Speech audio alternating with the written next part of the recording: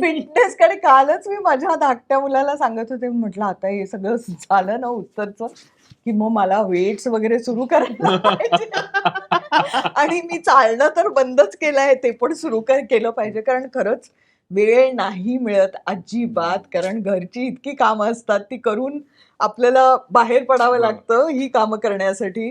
तो विचार चालूच असतो, की आज मुलाचं हे आहे, दुसऱ्या मुलाचं ते आहे, सगळ्यात मोठ्या मुलाचं ते आहे.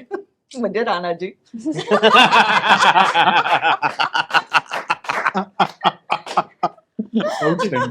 त्यामुळे ते सगळे ते फिटनेस कडे नाही. म्हणजे माझं कदाचित कारण मी त्याला इतकं मेंटली फिट असणं ह्याच्यावर मी खूप जास्त भर देते. म्हणजे ते आपसुकच होतं माझ्याकडून. कारण एकतर खूप समाधानी स्वभाव आहे, तो मला नैसर्गिक मिळालाय. त्यामुळे त्याचं श्रेय मी आई-बाबांना आणि निसर्गालाच देईन. मी स्वतःला ते श्रेय देणारच नाही.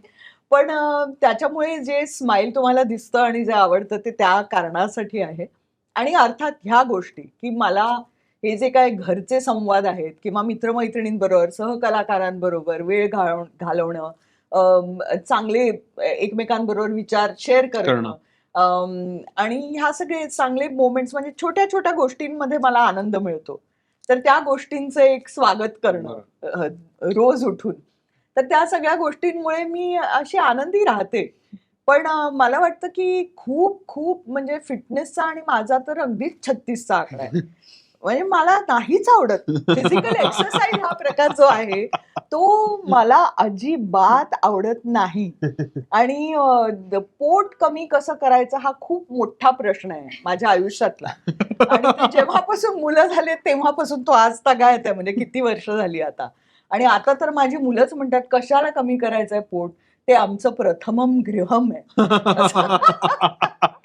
ते कशाला कमी करायचा प्रयत्न करतेस? त्यांना फार आस्था आहे त्याच्याबद्दल. त्यामुळे आता मी त्याचाही विचार सोडून दिलाय.